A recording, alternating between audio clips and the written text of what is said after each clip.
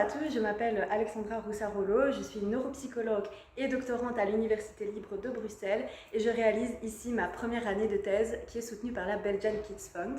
Donc je travaille avec des enfants qui présentent un trouble du déficit de l'attention avec ou sans hyperactivité, plus communément appelé TDAH, qui représente l'un des troubles neurodéveloppementaux les plus fréquemment observés chez les enfants d'âge scolaire. Le TDAH touche environ un enfant sur 30, ce qui représente donc dans une classe quand même bien un enfant. Les enfants qui présentent un TDAH sont souvent décrits comme étant plus fluctuants au niveau de leur temps de réaction par rapport aux enfants qui ne présentent pas ce trouble. Alors cette fluctuation pourrait entre autres s'expliquer par des difficultés à maintenir leur attention de manière efficace sur une longue période de temps.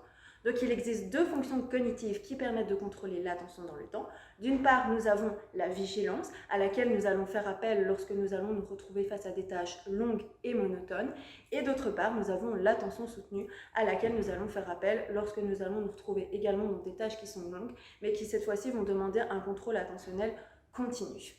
Alors, le fait de faire appel à l'un de ces deux mécanismes attentionnels pourrait être propice à l'apparition de ce que nous appelons le vagabondage de l'esprit lorsque nous allons faire appel à la vigilance, ou bien de fatigue cognitive lorsque nous allons faire appel à l'attention soutenue. Alors, une autre explication qui pourrait un petit peu expliquer cette fluctuation que nous pouvons observer chez les enfants qui présentent un TDAH est que cette fluctuation pourrait s'expliquer par des processus de prise de décision qui sont considérés dans le TDAH comme étant altérés, donc c'est-à-dire inefficaces, insuffisamment réfléchis et incohérents, mais également aussi impulsifs. Donc c'est-à-dire que les processus de prise de décision vont être biaisés par des alternatives immédiates plutôt que différées.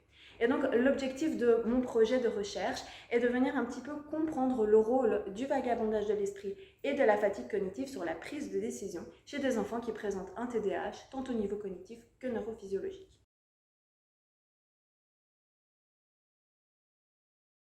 Pour mener à bien notre projet de recherche, nous souhaiterions recruter 100 enfants âgés de 7 à 12 ans, comprenant 50 enfants présentant un TDAH et 50 enfants au développement typique. Donc l'objectif sera de venir comparer ces deux groupes. Donc mon étude sera divisée en deux parties. Au cours de la première partie, nous demanderons à l'enfant et à son parent de répondre à toute une série de questions. Nous réaliserons également une évaluation neuropsychologique et nous terminerons par différentes tâches de créativité qui se feront sur tablette, mais également aussi avec une tâche de prise de décision qui se fera cette fois-ci sur ordinateur. Alors au cours de la seconde partie de mon étude, donc il y aura deux sessions.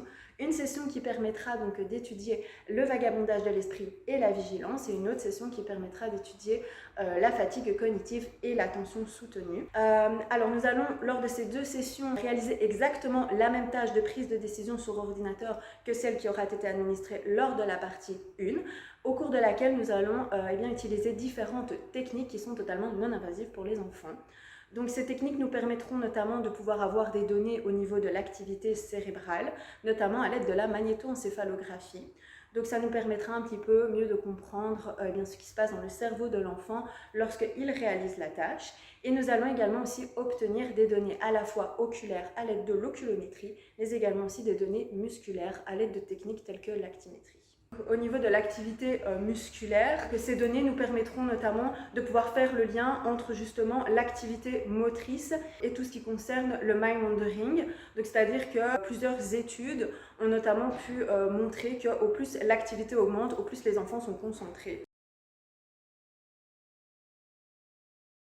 Le fait de mieux comprendre le rôle du vagabondage de l'esprit et de la fatigue cognitive sur les processus de prise de décision chez des enfants qui présentent un TDAH permettra donc d'une part de pouvoir améliorer les connaissances générales sur ce trouble et donc de mieux le comprendre, mais également aussi de soutenir le développement de nouveaux outils diagnostiques et d'améliorer également la prise en charge et la rééducation qui est proposée aux enfants qui sont atteints de TDAH.